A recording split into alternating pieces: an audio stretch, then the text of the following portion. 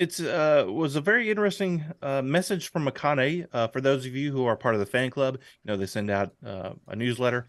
It was kind of surprising because she talked about the recent activities with their tour here in America and how the band members just really sort of kind of come together. What really stood out to me, and again, I'm sort of getting the rough translation here, but what I picked up on it was how when they come to America, or just when they travel overseas, it's almost like they're acting like kids again. They feel like they're elementary school kids going on a field trip. They have a lot of fun together.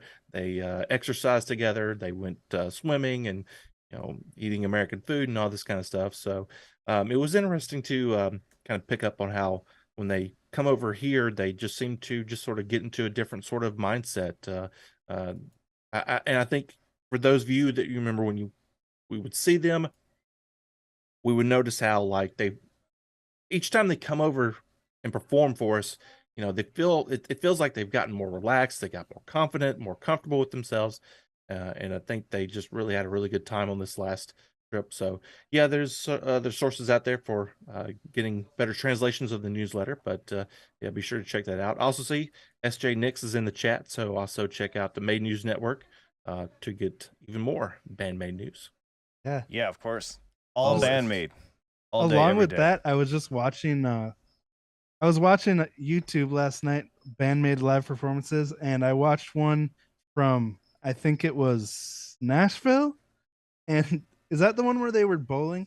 They were just having such a blast on stage and Mhm. having, really enjoying themselves. And then I watched a video from 2021, the Manners Black Hole video, and I just for the first time realized this huge contrast where they look sad and like they're not into the music at all while they're playing in 2021 because it was COVID. There was no audience.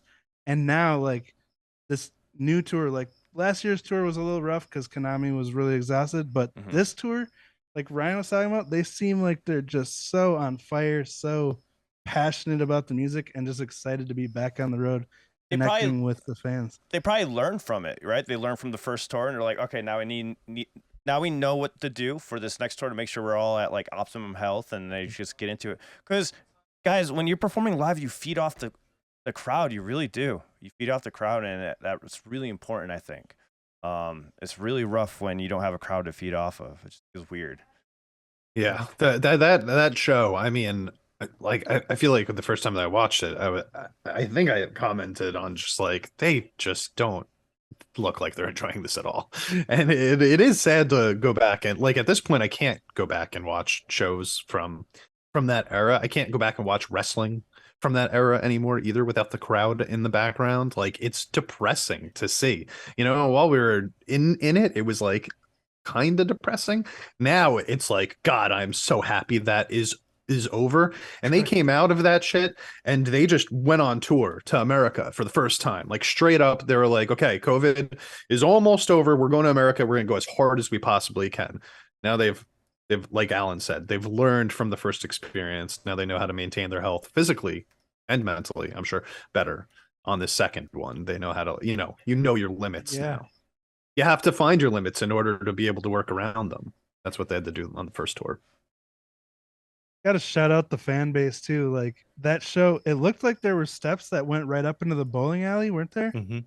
Yeah, So, so that was at bowling oh yeah, Brooklyn you were Bowl over there. here in Nashville. Yeah, so that's something that is unique to that particular franchise. Oh, And sorry. here in Nashville, yeah. I thought So it was muted.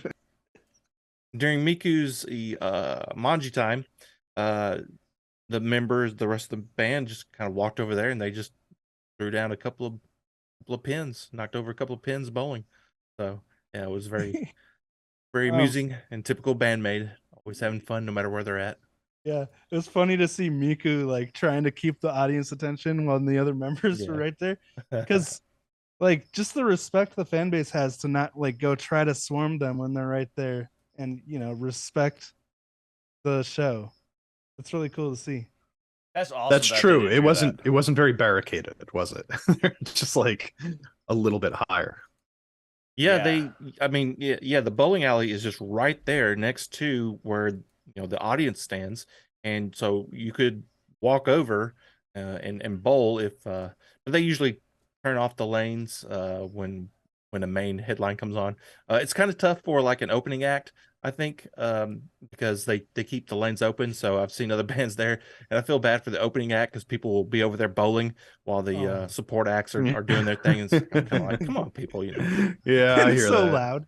That's like Yeah. when you go to play at a bar and there's like people playing darts and like hanging out at the bars, and there's like 4 people watching your band actually play. Yeah. No great. pins were harmed during the show. Did they miss them all? Oh, apparently they missed Someone them all. posted it to YouTube, and they just called it Ban or Miku's gutterball time. I don't remember what it was. Gutterball maids. Yeah. It's pretty funny. But they came up on the stage and they told Miku they all got gutter balls, so it's Nice. fine. Hey guys, thank you for watching. The Gaijin guys this year are really trying to up our game in the Japanese music news space, so we really rely on our Patreon supporters and our members over here on YouTube, so thank you so much. So if you guys can help, consider becoming a Patreon supporter or a member, and you also get exclusive group reactions from all of the guys. Stay awesome, everyone. See you in the next one. See you!